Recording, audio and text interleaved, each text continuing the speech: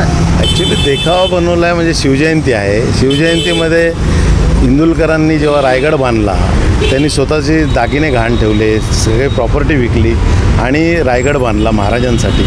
जेव्हा महाराज तिथे रायगडावर आले तेव्हा त्यांनी त्या इंदुलकरांना विचारलं की बाबा तुम्हाला काय पाहिजे, काय देऊ तुम्हाला, वतन पाहिजे, प्रॉपर्टी कुठली प्रॉपर्टी पाहिजे ती द्यायला तयार होते महाराज.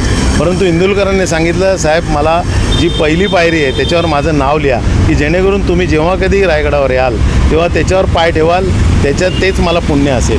म्हणजे त्या काळी असे मावळे महाराजांबरोबर होते शिवशाहीत. आणि लोकशाहीत काय जे आजच्या राजकारणात ज्यांना घडवतात जे कोणी, मी एका पक्षाचं नाही बोलत, अनेक पक्षात ज्या पक्षांनी ज्या कार्यकर्त्यांना घडवले मोठे केले त्यांनीच पाठीत खंजीर खोपसला आणि ती त्यांना वृद्धप पण वेदना दिल्या. असे मावळे हे लोकशाहीत जन्माला आलेले आहेत. म्हणजे नीतिमत्ता राहिलेली नाही हे दाखवण्याचा आम्ही प्रयत्न केलेला आहे. शिवजयंतीचं निमित्त साधलं आहे. शिवशाहीत जे घडलेलं आहे शिवशाही आपण शिवाजी महाराजांकडनं हेच शिकायचं आहे की शिवाजी महाराज काय करतात, काय करत होते, ते राज्यकारभार कसा करत होते, ते लोकांची सेवा कशी करत होते, ते गनिमे कावा कसे करत होते, हे शिवाजी महाराजांकडनं आपण शिकायचं आहे. मग ही शिकवण मिळाली का लोकशाहीत यांना, जर हे असं करतात आहे हेच आमचा दाखवण्याचा प्रयत्न आहे. आणि पोलीस त्याच्यावर आक्षेप घेतात आहे. पोलिसांना आमची विनंती आहे जे सत्य आहे ते दाखवून द्या.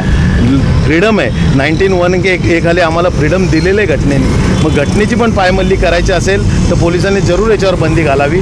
आम्ही पोलिसांना बोललो तुमचा आक्षेप असेल तर आम्ही हा चित्ररथ काढतच नाही मिरवणुकीत, इथंच ठेवून देतो.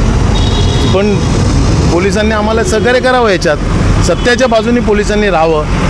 कारण त्यांनी शपथ घेतलेली आहे जेव्हा वर्दी अंगावर चढवताना की सत्याची साथ देईल म्हणून. मग सत्याची साथ द्यावी त्यांनी.